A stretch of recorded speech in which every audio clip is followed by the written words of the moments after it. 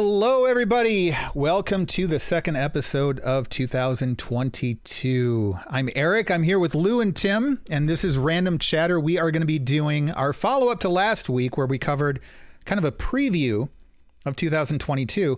And this time around, this is going to be the introduction to our new Top 10 series, which we've never done before. So we're relying on you guys to give us feedback and let us know what you think of it. Okay, so here's what we're going to do. This first episode, just to kind of get a sense of timing and stuff like that, we're going to cheat a little bit. The 10 is actually going to be 5 and 5. We're going to do our 5 favorite movies of 2021. It can be something from the theaters, streaming, Netflix, whatever. Okay, and it doesn't have to be like what we think was the best movie, just what was our personal favorites. Okay, then after that, we're going to do the 5 most disappointing or least favorite movies of 2021. Okay, so for each one, we're going to rotate through and kind of alternate who goes first on which thing here. So we are going to start with number 5. Now, these are going to be our favorite movies of 2021, just based on our own personal criteria. Tim, what is your number 5? Eric. So my number 5 favorite movie for 2021, Shang-Chi and Legend of the Ten Rings. Okay. Thoroughly enjoyed it. I was bummed I didn't get to see it in the theater, so I was delayed seeing it. Saw it on Disney Plus when it dropped a couple months ago. Was really impressed with it. Great visuals. Like with a lot of Marvel movies, different vibe. It gave us kind of that martial arts thing. The backgrounds were phenomenal. The fight scenes were fantastic. And it opened up an entirely new line of storytelling in the MCU for us, which was great and refreshing. So, yeah, really Definitely enjoyed it. All right, Lou, what is your 5th favorite movie of 2021? My 5th favorite movie was Dune. Oh. This was released on HBO Max as well as in theaters. This was the new version of the classic Dune story from whenever it was written. I was looking forward to this for a long time. It met my expectations. The only drawback to this was the fact that it's basically half the story. So or a third. Like we don't have clarification on that. Is it a 2-parter, 3-parter? True. Yeah. True. But I like the visuals. I like the way it was set up. I think it was the story we know, so it wasn't like we had anything new there. But the visuals were very well done. Very happy with it. I mean, I've seen the original. It was released back in the 80s in the theaters. I've seen the Sci-Fi Channel miniseries that was done a few years back. And this brings something different to the table. I think it's a very good visual movie. I would agree with that. My number 5 for this past year was Tenet. I love Christopher Nolan's movies, some of them more so than others. And it took me a couple of viewings. Now, the one thing I did not like about Tenet, the audio mixing was so bad. I have no idea how they managed to actually distribute a movie mixed that badly. Like it was... You almost had to watch it with closed captioning in some scenes to be able to determine what was being said. That aside, I thought it was a really good movie. I loved the twists. I loved the kind of the difficulty, the mind games of puzzling through what was going on and why, and kind of where they were in the chronology of the story. I love the concept. Christopher Nolan's concepts are always brilliant. And it was one of those movies where I got something more out of it on subsequent viewings, which is something that is always like, if a movie can make me have a new level of appreciation on the second, third, and fourth time I see it, I love it. Like I'm a fan. So it was kind of tough for me. There were some other, we'll get to some honorable mentions later on, but I think this is a pretty solid 5th choice for me. So on to number 4. We're going to toss it back to you, Lou. What's your number 4 for 2021?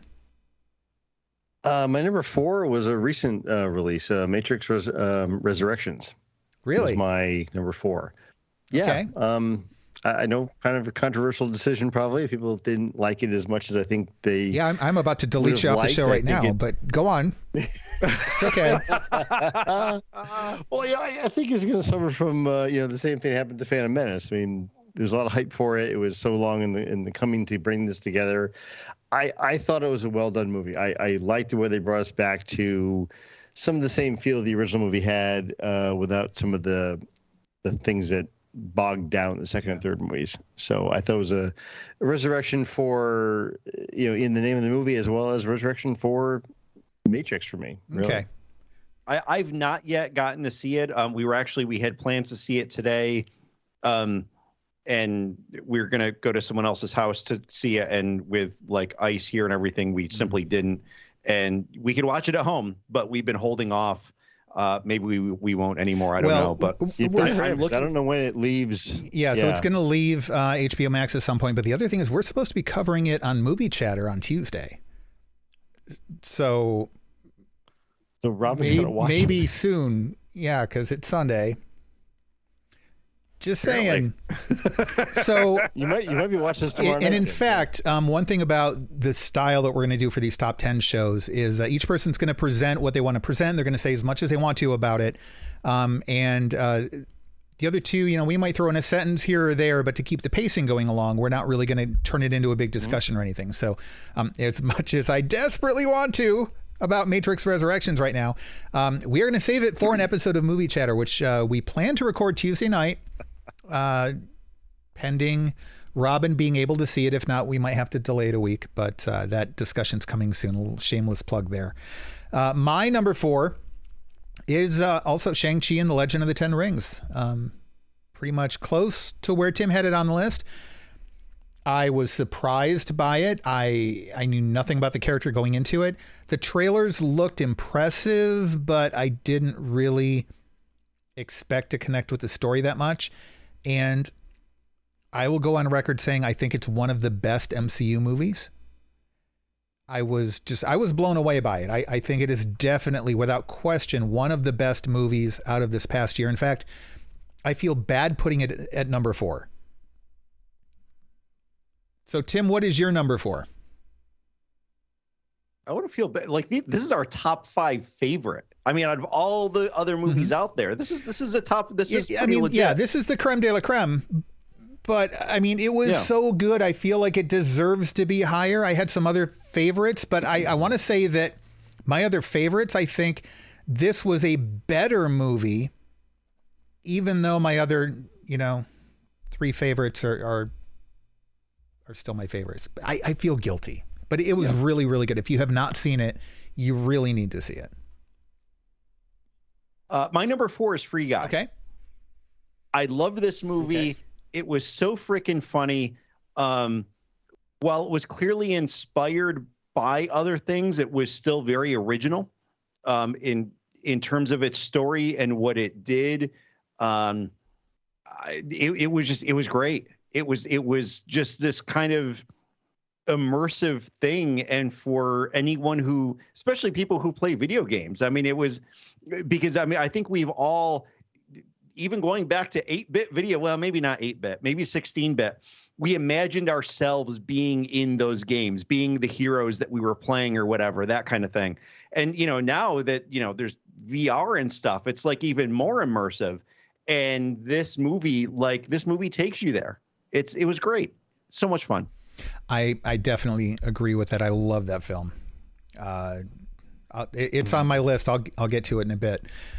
So moving on to number 3, I'm going to take this one first. Spider-Man: No Way Home. I have a hard time ranking movies where I've only seen them once and I've seen them very recently, and I don't have a way to see it again right now. I'm not going back out in the theaters again. When I saw it, Omicron wasn't really a thing. Now it is. Not going to see it again. I really, really liked it. I don't know where it's going to end up settling on my list of MCU films, but so far as of right now, it was a lot of fun. I loved seeing the characters. I guess, the spoilers are already out there, that there are other returning characters in the film. I loved seeing the returning characters. It was a lot of fun. It was everything I wanted the film to be. And it met all of my expectations and then exceeded those expectations in how it was delivered. It was a solid movie. So, Tim, what is your number 3? My number 3 is No Time to Die. The James Bond movie, Bond 25, as it was known for many years, actually, in production. Such an incredible wrap up to the what we know as basically the Daniel Craig era of James Bond. It took, for the first time, I mean, all the previous Bonds didn't really have like their full cohesive story arcs, and that's what they did for Daniel Craig. They gave him his full story arc, and of course, canon, the concept of canon in James Bond is such a very loosey-goosey thing. He had, one of the original cars, one of the original James Bond cars from, 1960s James Bond. And they just put it in there without acknowledging that, like, okay, this was a James Bond car, but they still gave it to him. And so you get some of those fun nuances like that. But this movie wrapped it, and it was so well done, and it was so incredibly tragic for the James Bond character in every damn way possible. I mean, and when you think they're done, they just keep beating you on the head with a baseball bat. Like, I don't know that you're selling this me on in this a way like that well. Well, and I was just going to say, I don't mean this in a sense to discourage anyone from seeing it. It's actually more reason to see it. And I know, Lou, you're going to talk about this in a bit too. So I want to leave some room for you. But yeah, it was that good, and it's a movie that weighs heavily, because it's because of where it is. It's a franchise movie, and it's an end. It's not the end to James Bond, but it's the end to Daniel Craig's James Bond. And yeah, there's a lot of weight to it. Really, really great movie. Now, I haven't seen it, so it can't end up on my list, but just wanted to throw that out there. If anybody's like, Eric, I can't believe you didn't include this. Well, I haven't seen it yet. Still catching up. Lou, what is your number 3? My number 3 is Red Notice. Okay. So, it's funny because I went through my list, and I had done this a while ago, and I'm kind of glad when I put them in here, we don't all have a lot of the same things in our top 5s, even though, like you mentioned Tenet. I love Tenet. It should have been in my top 5. It wasn't there. A lot of these things, I mean, Shang-Chi, but, not in my top 5, but it's right there. It's like just adjacent to it, I guess. But so Red Notice made my list because, of who's in it. I mean, obviously that makes a big difference. It was fun. It was upbeat. It was, it was playful. And that's what some of the things I'm thinking about in my head was that, is it the best movie of everything I've seen? No, but did it fulfill a need that I had to see a movie this year that gave me, fun and lightheartedness, and it didn't take itself too seriously? It was like, it was all that. So for me, this is as much about the year I saw it in as it is a good movie. Sometimes it makes a huge difference. Yeah. Right. All right, moving on to number 2. Tim, you're up next. What is your number 2 pick of 2021? This movie was my number 1 movie of the year until last month. Oh. Don't tell me you're picking. Don't tell me you're picking Matrix Resurrections as your number 1. Okay, good. No. This was my number 1 movie of the year until I saw Spider-Man: No Way Home. And I'll obviously talk about Spider-Man: No Way Home next. Cruella. Oh. Cruella is an absolutely freaking phenomenal movie in every way, shape, or form. It was a huge surprise with what they did with it. I'm generally not a fan of quote Disney proper movies. And everything about this movie was perfect. The story, the cast, the acting, the directing in it, absolutely everything about this movie. We watched, I mean, when we first got the movie, and we paid the Disney Plus premium price, the $30 or whatever to get it. I think we watched it 3 times that first weekend. Both Robin and I absolutely loved it, and we've watched it several times since. It's just so damn well done. Thoroughly impressed with it. I love the direction that they took it. It is not a kids movie, and that's another thing that I like with it, is that they took an established character who already has a bent to her, and it's an origin story for the character, and they make the character completely and totally sympathetic. Like, you are rooting for the character. You are on the side, even though, like, you see this turn in her, and you're like, wow, you know, even the other characters are making their commentary like, hey, you need to, like, chill out, because you're, like, stepping over the line.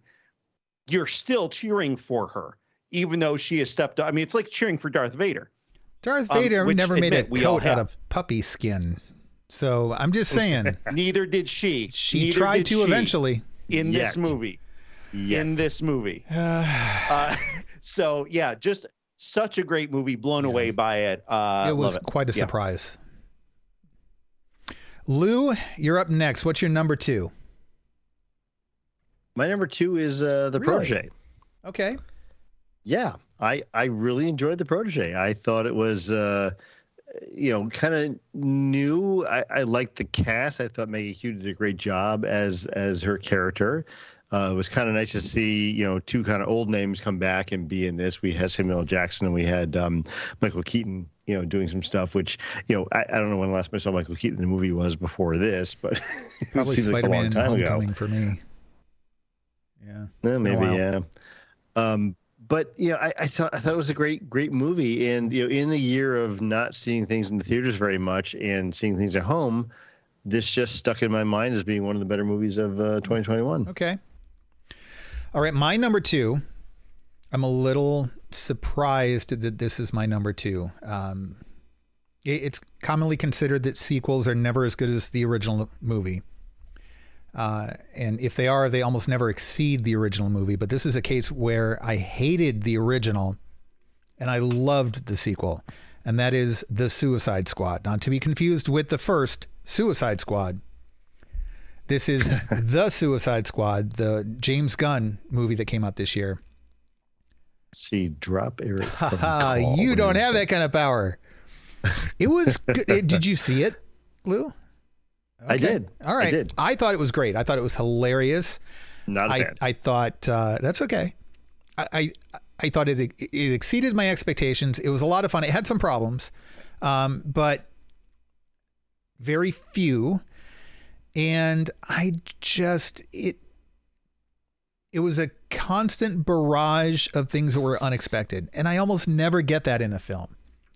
Even if I can't predict the end of the film, the journey along the way is typically not just predictable, but it's projected. Almost, it's intentional to some extent, because they don't want to lose the audience. They want you to understand what's going on. And yeah, maybe there's a plot twist at the end, but they're still guiding you through the movie. This movie was very much just one unexpected thing after another, and I loved that. And the humor worked. The action scenes worked. The characters were ridiculous in a way that fit the story and made the story work. Suicide Squad, definitely my number 2 for this year. And that brings us to our number 1. Lou, I'm going to toss it back to you. What is your number 1 for 2021? My number 1's already been talked about, but No Time to Die was my number 1. For all the things Tim said, very emotional movie. I don't get very emotional in movies very much, but this was one that had me choked up. I mean, it was it hits home. It's a good book ending to the Daniel Craig run of James Bond. And yet they brought back some things that they didn't do in his series of movies that were kind of throwbacks to older James Bond stuff that we kind of maybe missed in these newer versions of James Bond. But they did it in a way that it wasn't campy. It wasn't, just, that's old nostalgia type stuff. It was done really well. So I'm sad to see him finish his run as James Bond. I'm hoping we do bigger and better stuff going forward. But this was just a the best movie for me of Wow. 2021. Okay. Now I got to say, Tim, I know you are a big James Bond fan, so to see it as your number 2 is not entirely surprising to me. I have to say that, and Lou, I know you're a fan, but like Tim is like an uber fan. Mm-hmm. Yeah. Oh, he is. Yeah. For you to even have it in your top 5, to me, that sends a message. And for it to be your number 1 of the year, that sends a clear message. I've still got to catch up with the film prior to this one. And I didn't see your lists coming into the show today, but if that's your number 1, I think I'm going to fast track that and catch up. That's a pretty compelling statement. So, but Bond is a franchise that, while there's a lot of hype about, it's also at the same time tremendously underrated. Like, people talk about it and then the movie comes out and then they're done talking about it. And then there's hype building up to the next movie, lots and lots and lots of hype. And the movie comes out and people enjoy it and then they don't talk about it. It's a weird dynamic. And you know what made that the Bond franchise has. This movie, just like, truly to see this in a list of top movies for anyone, like you said, Eric, that's kind of a big deal. Because it doesn't, James Bond movies don't appear like that in a lot of ways. People, they anticipate them, they enjoy them, and then they seem to kind of forget them. That's very true. Mm-hmm. And you know, one thing that made this movie even better for me, I think, actually, in retrospect, was the I don't know where it was on Netflix or where it was, but there was a special about basically Daniel Craig's run as James Bond. Yeah, you were saying that. Yes. Which was really cool and gave you some insights into what happened, and you kind of forgot what happened when he first got cast as James Bond back so many years ago. And it was like, oh yeah, and the Brits hated him. Yeah, right. They hated the casting. Oh my gosh. Yeah. Yeah, I've got to watch that too. Yeah. My number. Yeah. That was my number 1 is kind of going back to what you said a few minutes ago, Lou, about how the year itself kind of defined what you walked away from, or what you walked away with from a movie. And I think for me, that had a big effect on my number 2 as well, with Suicide Squad. But my number 1 for this year was Free Guy. It was not the best movie this year. It was the movie that I enjoyed the most, though. And I thought it was the most fun. And, Tim, you made a lot of excellent points earlier that I fully agree with.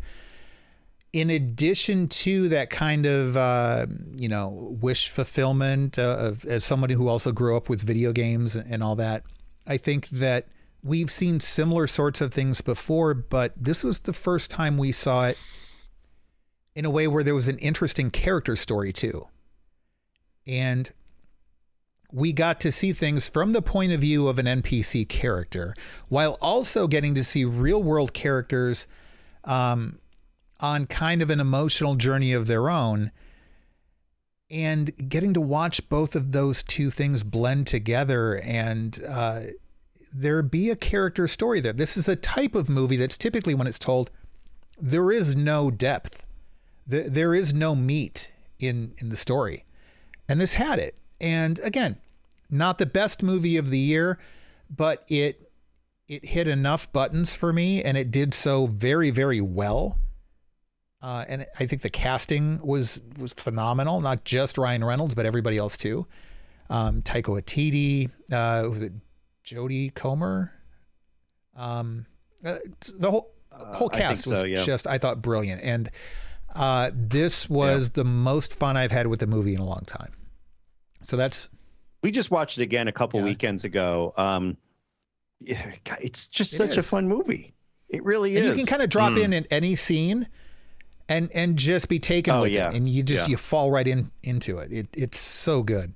Yeah. But Tim, what is your number 1 favorite film of 2021? All right. And so, Eric, this was your number 3 film, Spider-Man: No Way Home. And you kind of mentioned some concern of your own with some recency bias with it, which I also, I'm trying to be cautious of my own recency bias. It's good to admit. And and similar to you, I did only see it once. I do want to, I wish I could see it again. I do want to see it. I will see it again at some point it'll be long gone from the theaters by that time. But I'm looking forward to seeing it again. This was a great movie, and this really takes a lot of things in the MCU. The big thing to me was story wise. I mean, you mentioned, that very cool to have some of these other characters come in, and that wasn't a big thing for me. I was actually very cautious about some of those. We knew some of those were rumors coming into it. And I was very concerned about how they would balance that out in the movie. And they actually did that balance very well, because the focus still stayed on the main character. It didn't, it acknowledged other characters that came in. It spent some time with them, but not too much time. It didn't tip the scales. Utilized them without letting them take over. Yeah. It completely changed everything for Spider-Man, which it actually needed to do. Mm-hmm. It also, together with Loki, because I think that there's a lot of connection between these two that it wasn't realized in the movie. It hasn't been realized by the characters in the MCU, but by the audience. I think the audience recognizes that there's linkages here. We have a new direction that we're going in the MCU because of the concept of the multiverse and different timelines and that kind of stuff. And this was the cinematic beginning of that. And it's also going to let us reboot Venom. Yeah, hopefully. Sorry. Don't even talk to me about Venom yet.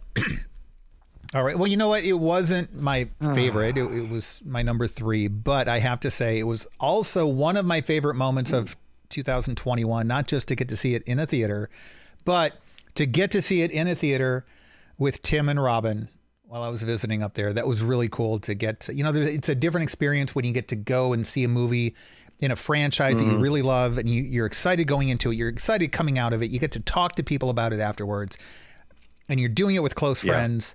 And, it's something that we haven't really gotten to do in like 2 years now with our movies, Yeah. So, and the great thing was it just happened to fall in that little sweet spot of a couple of weeks where, COVID, the numbers had kind of gone down. Things were looking kind of okay, if you were vaccinated and had masks and stuff like that. And then it tipped back up again. If it had come out like a week later or 2 weeks later, not a chance, But some honorable mentions. It's funny because we all put the same movie in as an honorable mention. I'm going to come back to that in a minute. And we're not going to get into a big discussion about these. My honorable mentions for the year, Jungle Cruise. I liked a lot more than I expected. And I liked Zack Snyder's Justice League. I liked the fact that it fixed what was otherwise a disappointing movie that I knew could have been better. And then we got to see what it looked like when it was better. Tim, what was your other one other than what we all have? Mine was Red Notice. I really enjoyed it. Lou talked about this. Was Lou, right? Yep. Yeah.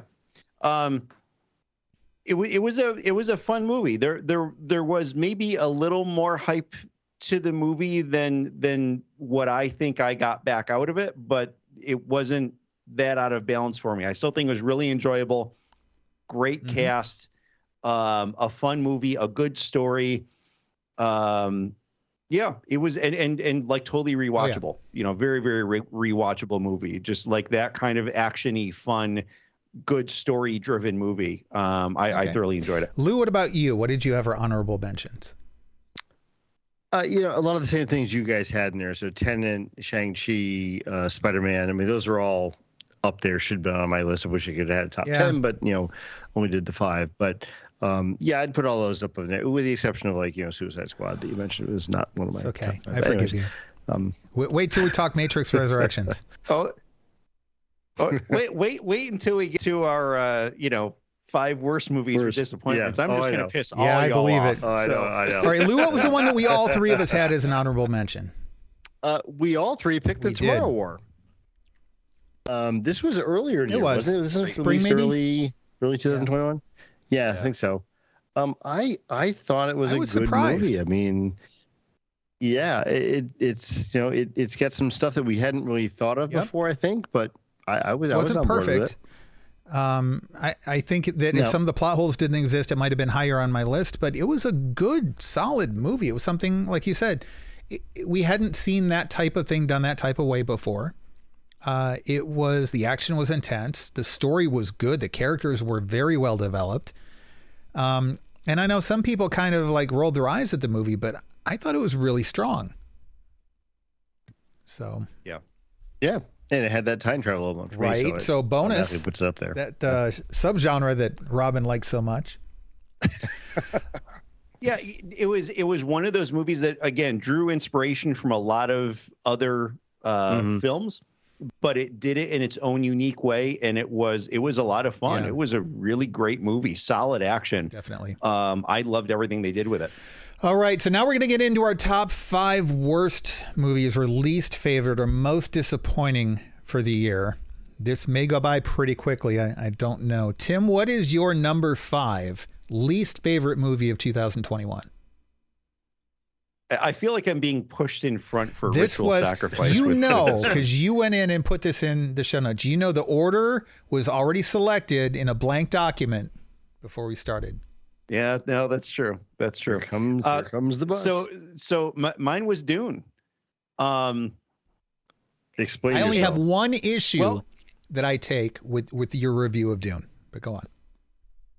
So my take on this is the perspective of something that has kind of been mentioned, that I don't necessarily see it as a top 5 worst movie for me, but it is a top 5 disappointing movie for me.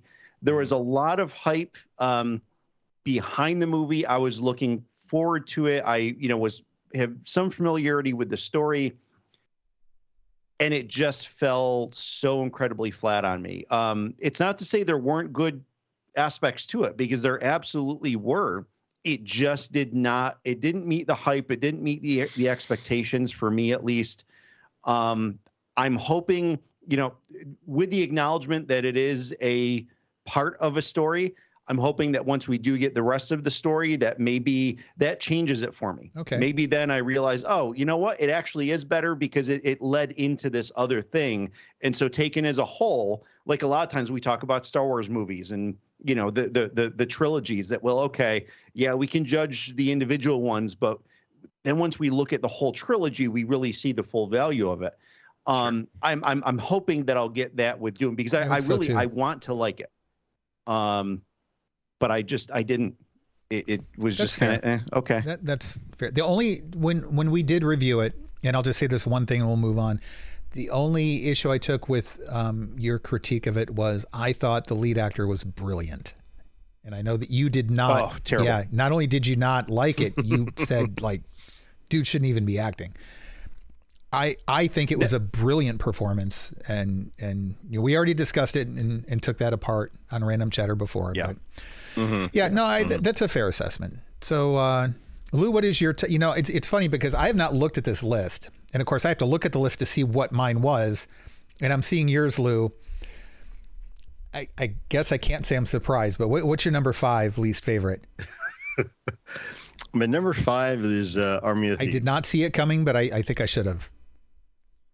We talked about this on Movie Chatter. Mainly because I just did not connect with the main character. I mean, much to Tim's point about Dune. I mean, it's tough to like a movie if you don't like the main character. Right. I mean, True. And I don't have a thing against the actor. I just didn't care for the character. He was annoying to me. It was just like, oh, I can't watch this. It's like, I hated the little role he had in, well, what's going to be my number 4 pick for the worst movie? Spoilers. Which made it even worse that he was the main guy in this movie. I'm like, But you liked this one better than that one, I guess, because this is your number 5 least favorite. So I suppose. I don't know. I'm trying to do the glass half full thing. Could have been either way there. Yeah. All right. So the more I'm thinking this through, I'm going to swap my 4 and 5 on this list because as I'm thinking about really the criteria for judging this, My number 5 least favorite movie of the year was The Matrix Resurrections. And that's only because after I started thinking about what to say about what I had on number 5, I realized, no, it is not a better movie than Matrix Resurrections was. I got a little bit out of Matrix Resurrections. At least the action scenes were good. Wow. The visuals were good. The production quality was great. The casting was phenomenal, I thought. The acting and directing was good. Matrix Resurrections had such a lame, empty story to it that, like, you could have given us something. I was very disappointed in Matrix Resurrections. And again, like we said earlier in the show, we're going to discuss it more on Movie Chatter. I can't wait for that episode. Yeah. So that was my number 5. So Lou, going to number 4, I guess we already know what it is. Yeah. Army of the Dead. This was the first movie in the series of Army of movies. Yeah. Hopefully it's not a continuation of any more of those. There's actually going to be a whole series, like a TV series, and then there's another sequel movie. Yeah. God. Okay. I think It was a fun there's movie. like I World enjoyed of it. the Dead or something is what it's going to be called. Really? Yeah. Okay.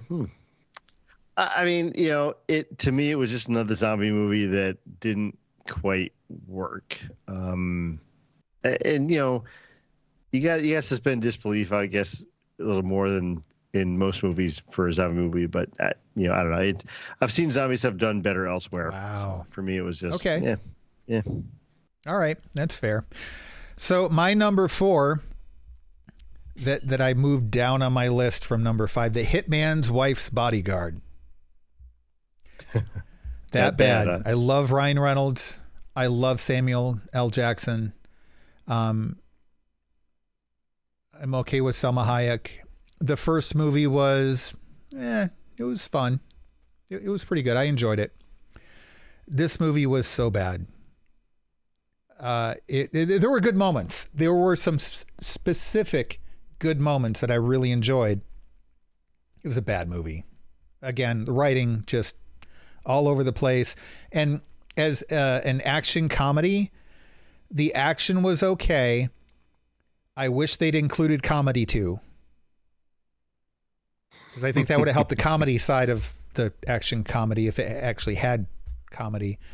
Yeah. So that was my number 4. Tim, what was your number 4? My number 4. So here's where I'm up in front of the firing squad again. My number 4 was Tenet. Basically for all the same reasons as Dune. Lots of hype. I watched the movie and it had some good stuff in it, but for the most part, I was like, okay. Where's like the rest of the good stuff? It was, I don't know. Wow. I don't know. That's okay. We're all kind of up in front of each other's firing squads here, which is part of what's making it fun. But okay, I mean, I appreciated the world building that they did in it. I think that was probably the best part of it.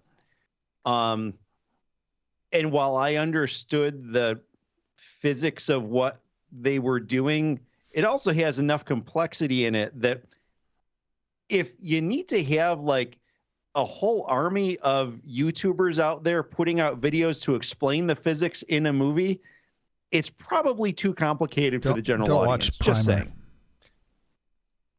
saying. Yeah. Yeah, but and I'll say this: I liked Tenet for all the same reasons Eric said he liked Tenet. I mean, there were some problems with it. It was something you couldn't grasp all at once. But I mean, a lot of Nolan's films are like that, where they're deeper than just I'm going to watch it and enjoy it and be done with it. It's they're very cerebral head, movies, right? And you got to really think about it. So I mean, I get where you're coming from, Tim. I'm not trying to sway you. I'm just surprised. Yeah, but you can't sway me. It's in the document. It's in the show notes. Too late it now. Can't be changed. Oh, Tim, wait, it can be changed. Tim, it's getting deleted.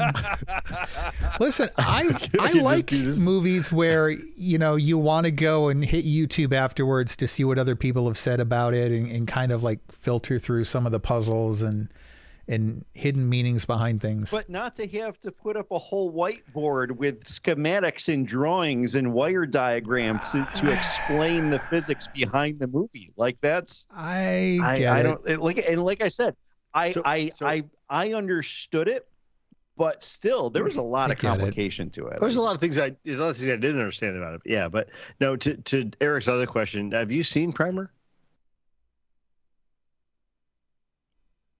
Tim? Eric? Yeah. Oh, have I? Oh, yeah, I'm sorry. I thought you were asking Eric. No, I have not. Okay.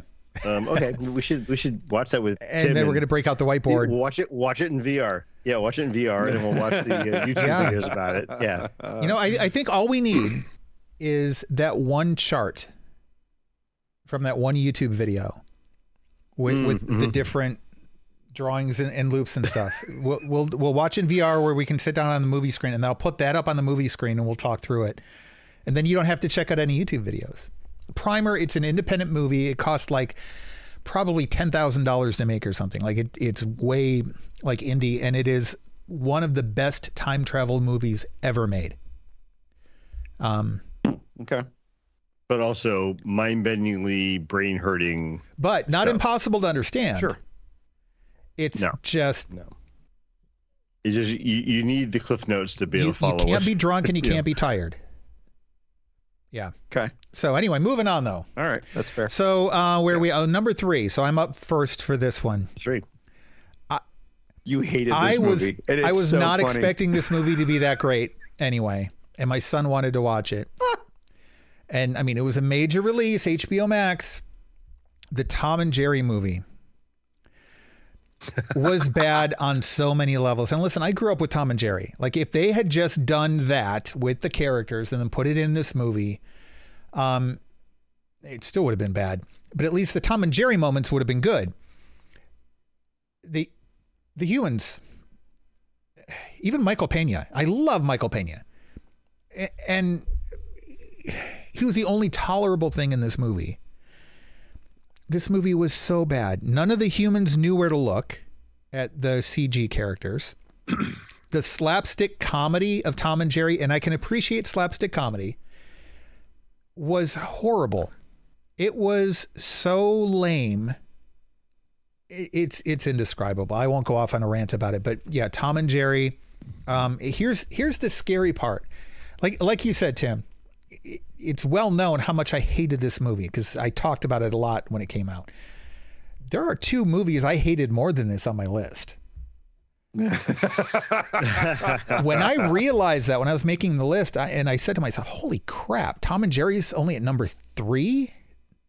Wow. I can totally get behind you in Tom and Jerry beyond your I want to say list. I want to say one more thing. Yeah, go ahead. It's not on mine. It's not on mine because I didn't finish it. That's how bad it was. I couldn't. And we are the type of people, like if we start a movie, we're probably going to finish it because we know if nothing else, we're going to talk about it later. So you might as well finish it and at least have an educated opinion about what you're talking about. To walk out of a movie for us, it's not unheard of, but it's really rare. There were 2 movies that did not finish this year. In this is one of them. The other one's not on the list because it's not a current movie from this year. I don't remember what it was. Oh, Cannibal. Yeah, Cannibal the Musical. It's okay. We'll finish it. Did you get to the Let's Build a Snowman song at least? Oh, we'll fix that. I'll send you the YouTube video of it. Yeah. So the other thing I wanted to say, we had a bunch of different categories this year: best movie, worst movie, best new show, best returning show, biggest surprises. This is the one category I narrowed it down to 15. There were so many bad movies this year that were like this was the hardest one name movies. It was the hardest one to narrow down because there were some stinkers, and we're talking like A-list actors, hyped movies that were so bad. So this was a really rough category to do, even a top 5, let alone a top 10. But so that's my number 3, Tom and Jerry. Tim, what is your number 3 least favorite movie of 2021? Mine was Mortal Kombat. This is a mix of the movie being hyped a lot, like pretty heavily anticipated. And so not only did it not meet the hype, It was just bad. Is this the one about the martial arts tournament for which there was no tournament in the movie? Exactly. Okay, just checking. Yeah. There were some reasonable effects in it. That was probably the best thing, the best part of the movie. But beyond that, like, a lot of the acting was not great. The story was absolute crap. Yeah, there were some good parts. Like, some of the acting was good. A lot of the acting was embarrassing. And the opening scene that was set in the past was really good. Really good.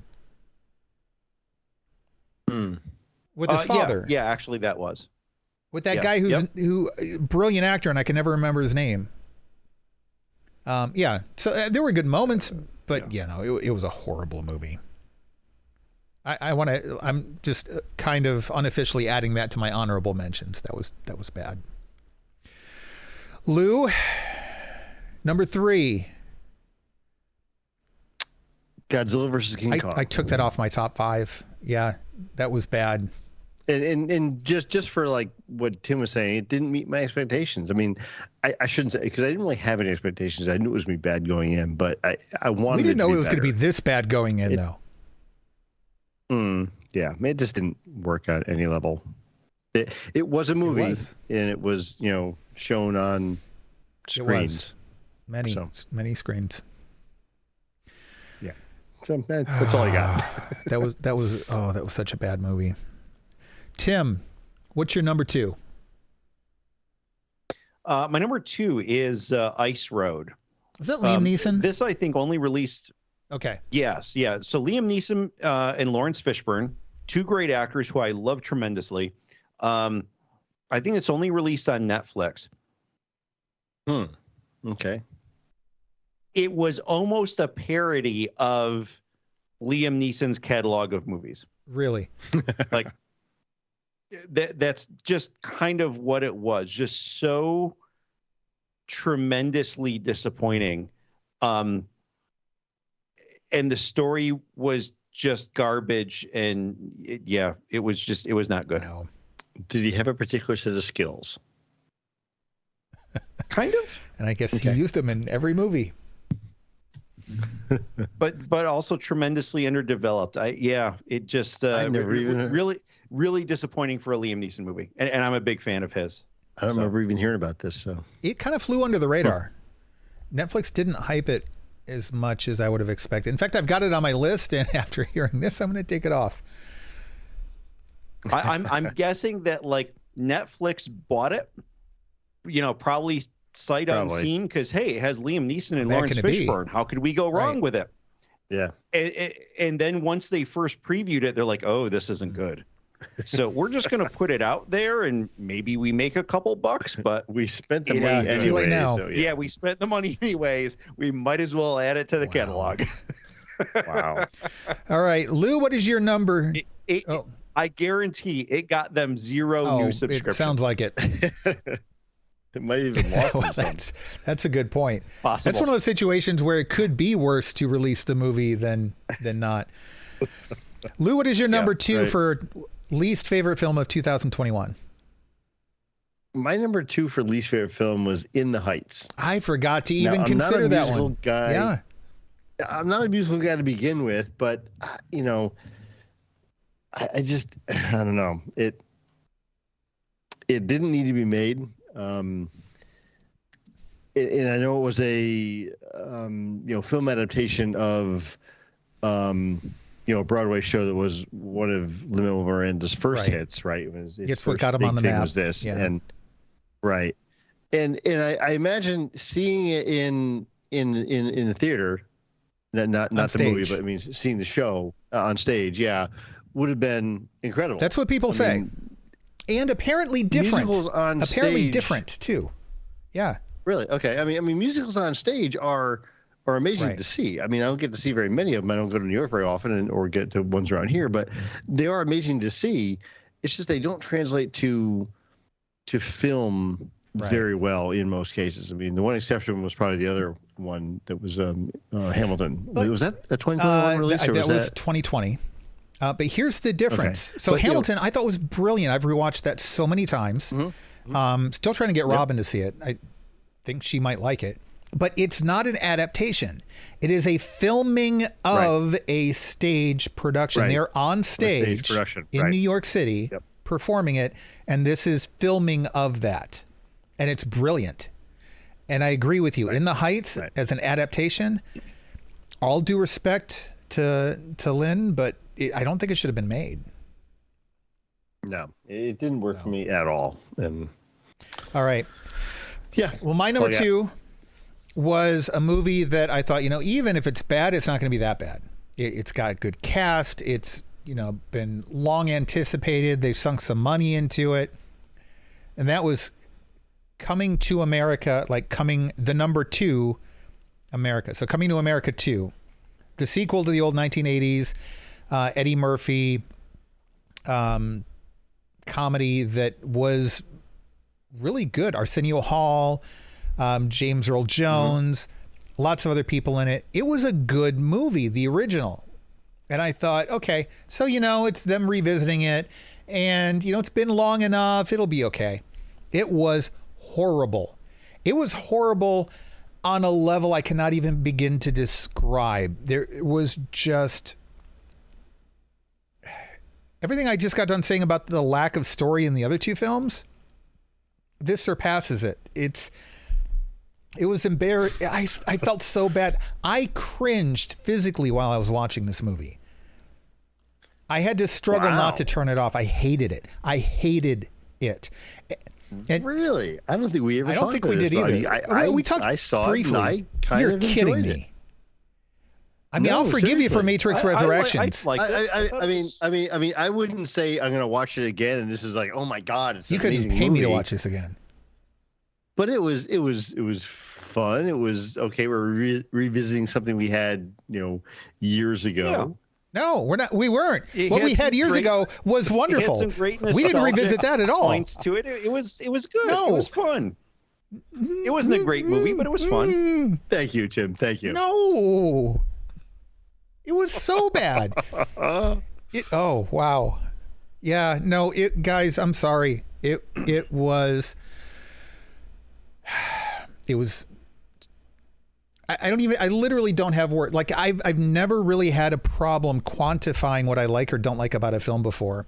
And this one, especially in such the short amount of time we have right now, I don't even know what to say about how empty and shallow and unfunny and uncreative and lacking of any character, story, anything. Nothing about the story made any sense. It was just sad. It was like Amazon Prime needed a movie to put them on the map because Netflix was dominating so hard and HBO Max was doing well. Disney Plus was doing well. Amazon needed something with a big name, not just the actors, but with the movie. And they did this. And in the history of films that never should have been made, sequels that have never should have come, this is like right up there. That's my 2 cents. I could go on in detail for hours, but this is not the time or place. No, it's okay. Yeah. Wow. So, number one, least favorite or most disappointing movie of 2021. Lou, it's back to you. What you got? That's me. So I just thanked him for coming to my defense of, thinking that Coming to America wasn't as bad as Eric was saying. Now I'm going to just tear his heart out and make him cry. Gunpowder Milkshake was my number 1 worst movie. I don't think he's going to be that bothered by it. I don't think he would think that was a good movie. No. Oh, I thought he was on board with Robin. I know Robin liked it. Gunpowder Milkshake was a good movie. It was a lot of fun. It didn't have a huge amount of depth, but I enjoyed it. Okay, yeah. So I mean, as much as Eric doesn't understand why I liked Coming to America too, I don't understand how Tim could make those comments about Gunpowder Milkshake. I'm so confused. I'm going to make the exact. You can copy and paste my comment for Eric's next movie because it's the same damn comment. I'm so confused. Yeah, Gunpowder Milkshake. It's on my honorable mentions. It's bad. Yeah, it was not there for me. It was horrible. It was. What's the one Zack Snyder movie? It was this close to turning it off. It was this Yeah. close to turning it off. It was like, wow, I just can't. Sucker Punch. I can't do it. It was trying didn't- to be Sucker Punch, and was nowhere near that level of anything. It was definitely better. Oh than my Sucker gosh! And I liked the casting in this movie too. I really wanted to like it, but yeah. Wow. They tried to be, not just like, they tried to be John Wick, and couldn't pull it off. Yeah. It's like, okay, so we had John Wick, we had the Continental, we had the things that, buying the gun. It was all really kind of cool. Let's do the same thing with this, but make it really awkward in the library. And no, It was so no, bad. no. So bad. Yeah. So we'll move on. I'll give up this and let Eric. This is where Tim never speaks to me again. We already had it out with Robin on the last episode of Movie Chatter, where we talked about Spider-Man No Way Home in this movie. My number one most disappointing movie for this year. Not necessarily the worst movie, but most disappointing was Venom: Let There Be Carnage. Agreed. Really? It's in my honorable mention. The story was basic. It was a buddy cop trying to get along with your roommate, and then you, I guess, have an argument or something. I don't even remember like what the thing was, because it was really dumb. And then they go and then they kind of cry in their beer a little bit, and then they come home and they make up. And then, oh, by the way, Carnage infected a serial killer who killed people, and then Venom goes and defeats him. Like the most shallow, nonsensical, lazy writing. Lazy is the best way to describe this movie. There was one good character, the shopkeeper, and there was one decent scene, and that was the rave scene. Not even a rave, the club scene. Lazy. And here's the thing. I love Tom Hardy in the role. I love the effects of Venom. Like, I love the concept of what they're doing with Venom and Eddie Brock. I honestly, legitimately love it. And I think that's why it was so disappointing, because how can you come up with a way to deliver the concept so well, but then fail so miserably at the delivery by having just a non-existent story? So lazy. Like, I've never had a movie that lazy was the best word to describe the writing to the extent that it fits this film. It was so bad. So I enjoy it. My expectations were never very high for it. Nor were mine, and it didn't even come close to my low expectations. I thought it was a fun movie. I agree, it did not have a lot of depth to it. I think that the big challenge that Sony has is that they are trying to develop a character that is so, the original story is so closely associated with Spider-Man, yet they have not basically been allowed to touch Spider-Man. Right. With this character. Now, that said, you read the comics, Venom has plenty of storylines independent of Spider-Man. But very good ones. But they had to establish the character first, and then they worked within the universe that they had. Sony has such a limited universe. There's a lot of challenges. Are we going to hear this when Morbius comes out? Like, is this going to be kind of we're going to let Sony off the hook for everything excuse? Because you're not wrong. Listen, it was a challenge. You're right. That's hard. So for a Morbius origin story, it doesn't need to involve anyone else. That's the thing. Listen, I thought... And from what I've seen in the trailer, it's dark and it's horror-y, and I am so freaking on board with it, and I'm glad that they delayed it in theaters because I want to see it in the theater. So, but we're not talking about that. I mean, I hope it's good, but I liked the first Venom movie. It wasn't great. It was okay. And I thought, again, with all the challenges you just listed, those are legitimate issues, and I thought they did the best they could. And I thought it turned out okay. See, I didn't like the first Venom I didn't movie love either, it. So, but it was okay. It was, I think, I keep saying it was really good for a 1990s comic book movie. It just didn't come out in the 1990s. This was bad, but we'll move on. Tim, what was your number one most disappointing movie of 2021? So the funny thing is that before the show, I was going through my list with my wife, and I mentioned this movie, and she says, "What was that?" Exactly. And she watched it with me. So you would think that a movie with Bruce Willis, one of my favorite actors, and Frank Grillo, who's pretty good, you would think, well, hey, this is going to be a pretty good action-y movie. It's set in space. Okay, little different, but something pretty good. No, Cosmic Sin was a sin. It was a sin for them to create and release this movie at all. They should not have. Whoever had this idea needs to find another career. Wow. This was just not a good movie in any way, shape, or form. If you want to watch it for some reason, it's on Netflix. Don't subscribe to Netflix to watch this movie if you're not already subscribed to Netflix. Like pretty similar to Ice Road. This gained Netflix nothing. But it costs them money, and I'm sure that they are really, really disappointed in that. So I know we don't take Rotten Tomatoes into consideration much when we do these things, but I was just curious. I remember hearing about Cosmic Sin when you first talked about it on Random Chatter during the year, but I forgot about it since then and never seen it. It has a tomato meter reading of 3. 3. I'm like, wow, I don't think I've ever seen a 3 before. Wow. 3. Okay. It has an IMDb rating.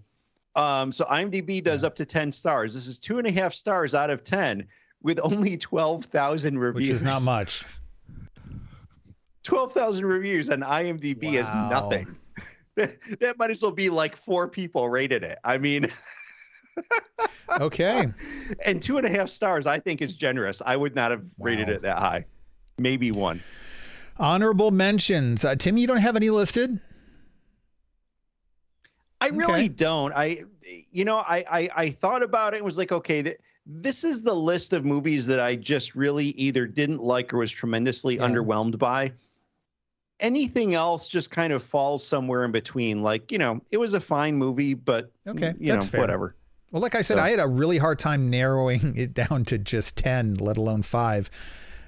We mentioned, Lou, you had Godzilla versus Kong on your list. I did on mine as well. I had to take that off. Space Jam 2. I still thought it was better than the first Space Jam, but it was not good. Gunpowder Milkshake, we talked about that. Reminiscence came out recently, and it was Hugh Jackman, and I forget who else was in it. And it was horrible. I had wanted to see that. So I love that kind of mind trickery sort of movie about, like things like Inception and The Matrix, like what's real, what's not, what's going on. I love those types of movies. Number one, I still don't understand what happened. And number 2, I don't care. Actually, I think I do understand what happened because I went and I looked at YouTube videos like we discussed earlier to make sure that like what I think was going on was actually going on. And yeah, I was right. And I just didn't care. Like, it was so bad. You care about none of the characters in the movie. It's really bad. And then the other one that should have been good was The Many Saints of Newark, which was the prequel movie for The Sopranos. I love The Sopranos. Yeah. Really highly anticipated. So the movie was anticipated, and the general consensus was, it had good acting. The casting was pretty good, but there was just nothing going on in the movie that anybody cared about. It was really a very lackluster gangster movie that had some really good moments, but you're just sitting through the movie waiting for something interesting to happen, and it never does. It was very disappointing. It didn't make my top 5 because it at least had some good acting in it, but man, it was, I'll never watch it again. Lou, what do you have on your honorable mentions? A lot of the stuff we already talked about. Mortal Kombat is on my honorable mentions. Venom, and then I have Snake Eyes. G.I. Joe Origins. Just didn't. I still remember that pincushion scene at the beginning with the truck. Yeah, that's not the way swords work through glass. But anyways, yeah, I just didn't care for it at all, and you know, I don't know. I see where you're coming from. It was hard to narrow down and to the just fact 5. that was such an improvement to the G.I. Joe franchise really says something about the G.I. Joe franchise. Yeah, I know. And the thing is, I mean, if you can have the same team that's put together the Marvel MCU stuff, put together G.I. Joe franchise movies, you could have something. I mean, there's a lot of good storytelling that could be done with the right writers and the right directors and the right cast. I mean, anyway. All right. Well, if only every franchise had a Kevin Feige. True. Yeah. Hey, Star Wars has got dibs. Just saying. They're getting him on. He's got to fix Star Wars first, then he can go fix the rest of the world. All right, well, that's going to do it. You know, I hate to end on a bad note, so just to recap the top 3 that we had. Lou had No Time to Die. I had Free Guy. Tim had Spider-Man No Way Home. If you haven't seen those, when you get a chance to, go check them out. They were very good. At least the 2 of the 3 I saw were very good. I'll take your word on the other one.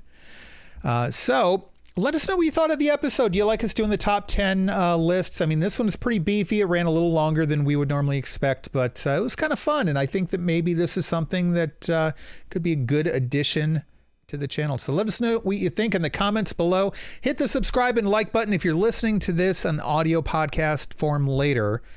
Head over to youtube.com/randomchatter. Hit the buttons to subscribe and like, and throw your comments in. Let us know what you think about it. Okay, that's going to do it for this episode of Random Chatter. We will be back again soon with another top 10 list for you. Until then, take care.